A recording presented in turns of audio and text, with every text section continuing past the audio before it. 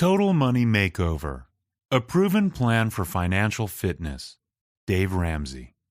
There's only one way to eat an elephant, one bite at a time. The tortoise beat the hare in that famous fable because it knew this age-old wisdom better than its fearsome rival. Small, steady steps work much better than haphazard jumping. When you are hasty or ambitious, or you simply try to do everything at once, progress can be very slow or non-existent. It's the other way around when you focus on a single task and do it with vigor to completion. Then, and only then, you should move to the next step. This has always been the framework of Dave Ramsey's fiscal philosophy that he sums up in a simple motto. We can do anything financially if we do it one little step at a time. In Total Money Makeover, he presents his readers with 7 such steps. Baby steps, he calls them. Make them, he says, and you'll retire as a rich, debt-free American with a house of your own and enough money to enjoy every day until the last one.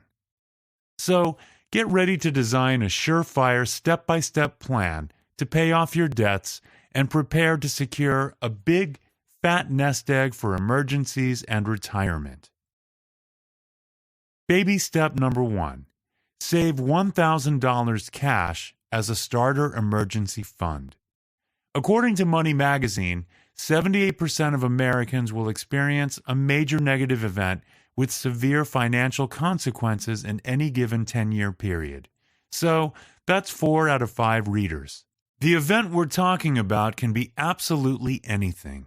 Your job might be downsized, right-sized, reorganized. Or you might just get fired. Even though you might not have planned to have kids just yet, an unexpected pregnancy might happen this very year. On the subject of kids, who knows? Maybe your grown daughter will divorce her husband and come back to live with you. Your car might blow up. Your loved ones might die. We tend to describe these events as surprising, but actually, they are not. Sooner or later, they will happen to almost everyone.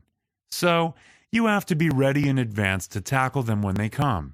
And what better way to do this than with an old-fashioned grandma's rainy day fund?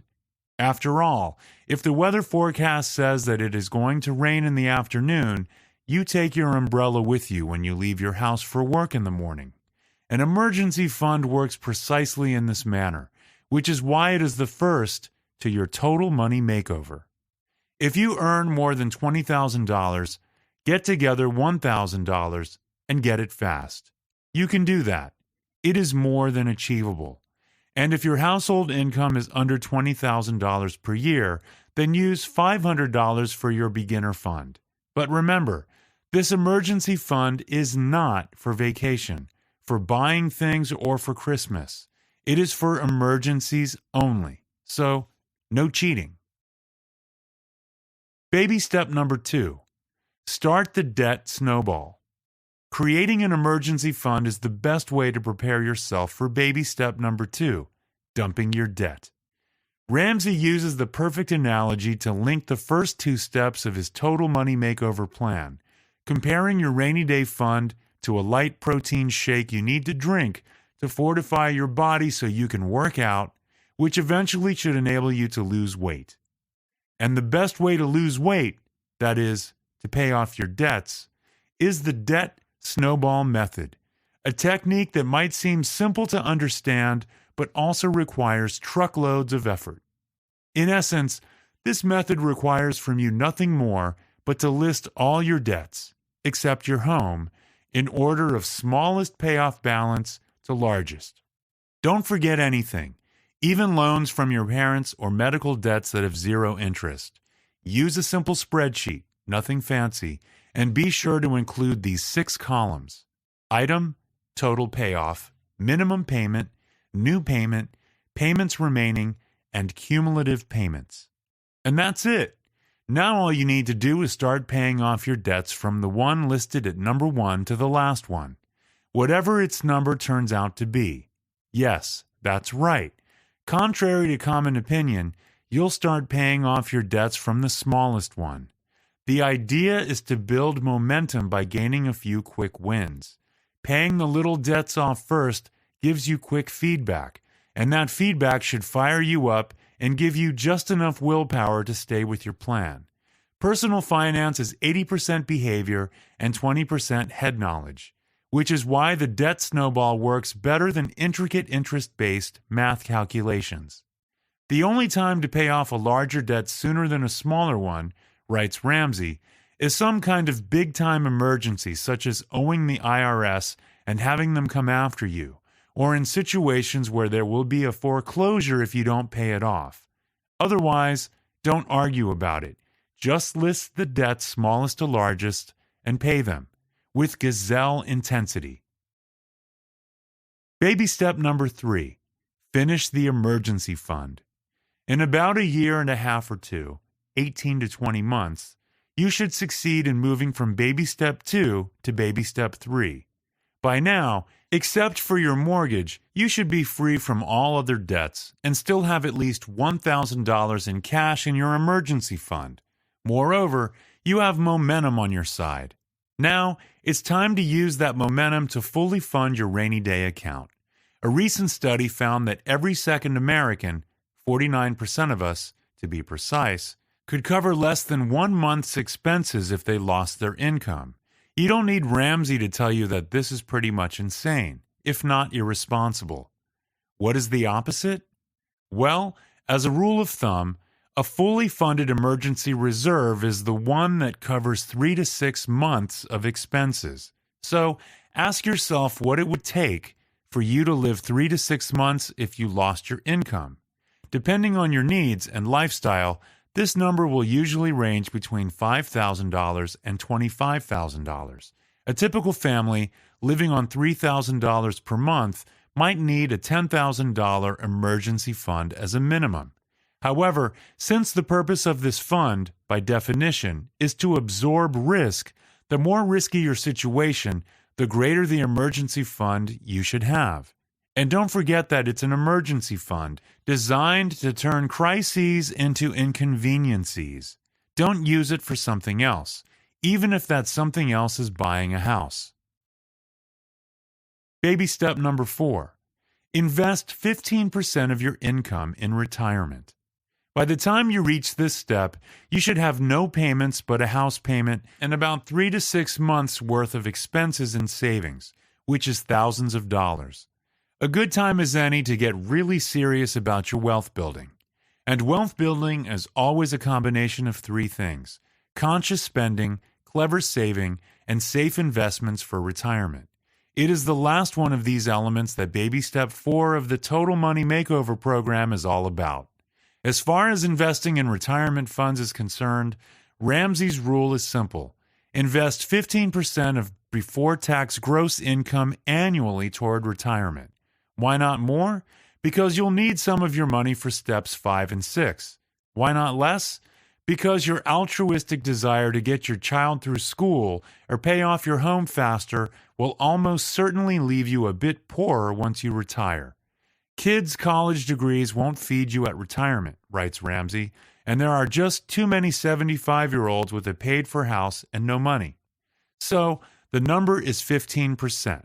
As for the tool, it is mutual funds. Why, you ask? Because the stock market has averaged just below a 12% return on investment throughout its history, and, naturally, growth stock mutual funds take advantage of this trend. To make the most of your investments, select mutual funds that have a good track record of winning for more than 5 years, preferably for more than 10 years. And also spread your retirement money, investing evenly across 4 types of funds: 25% to growth and income blue chip funds, 25% to growth equity funds, 25% to international overseas funds, and 25% to aggressive small cap growth funds. And then, just watch your money grow. Baby step number 5, save for college. Even though everyone thinks that saving for college is important, hardly anyone saves money for the college education of their kids. According to both Money Magazine and CBS Market Watch, 39% of Americans with kids, So more than 1 in 3 families don't save a dime toward college. To make matters worse, according to USA Today, the majority of those who do save for college, 37% of Americans overall, do so in a simple savings account yielding less than 3%. So, all in all, 2 out of 3 Americans raise kids that graduate from college with an average of $27,000 in debt. Another study, conducted by Sallie Mae and Gallup, sounds even more staggering. Only 9% of American families use college saving funds like education savings accounts, ESA, and 529 plans. And that's arguably the only way to actually save money for your kid's college education. The math is simple.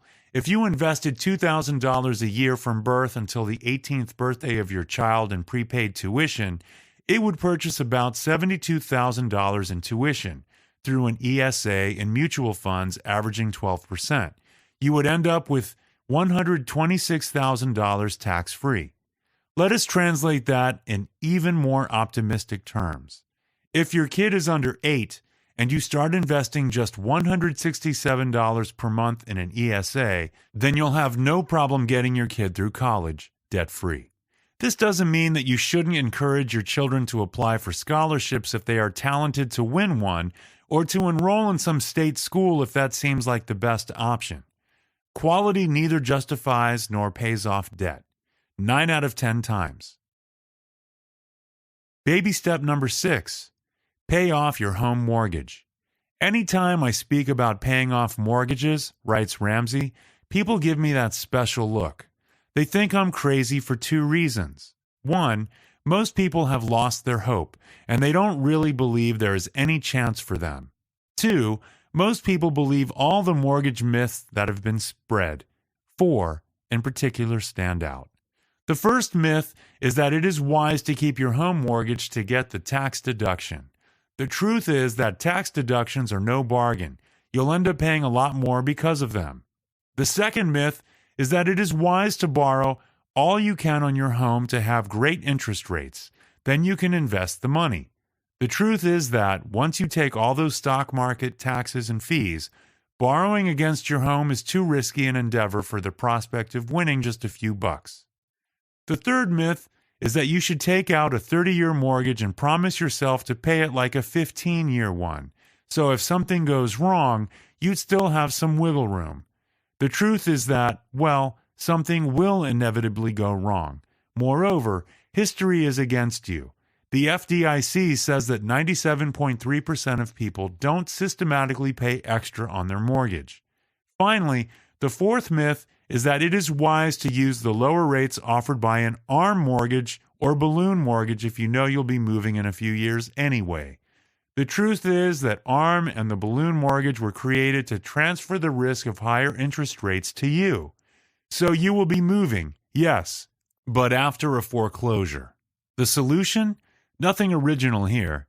Just take a shorter mortgage and remain disciplined. Need an incentive? Take this into consideration.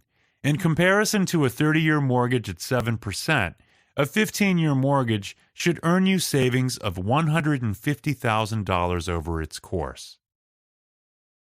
Baby step number 7. Build wealth. Not much to say here, right? Once you can, start building your wealth. Surround yourself with experts and stick to their advice. When your money makes more than you do, quips Ramsey, you are officially wealthy. But don't forget to spend some of it as well. There are 3 good uses for money: having fun, investing, and giving. Once you earn enough of it, you should do all of these things. Final notes. Total Money Makeover is the most popular of Dave Ramsey's several financial bestsellers. Bearing in mind that Ramsey might be America's most trusted voice on money and business, it is not an exaggeration to say that it might be the best book of its kind you'll read this or any other year. So, why wait? 12-min tip. Math won't help you amass wealth. Behavior modification will. So, quit making fancy spreadsheets. Just start snowballing debts, saving money, and investing 15% of it in mutual funds. Hi, I'm Rhonda. and this is an exclusive audiobook video recorded for the Audiobook Master channel. Enjoy your audiobook and have fun learning. Don't forget to subscribe and hit the notification button so you'll get updated on our next upload. If you liked the video, give us a thumbs up and say your thoughts about the book we just covered. Do you want to listen to a summary or review of a book that we haven't covered in the past? Say it in the comments below or send us a message. Don't forget to check our other uploads. Enjoy listening!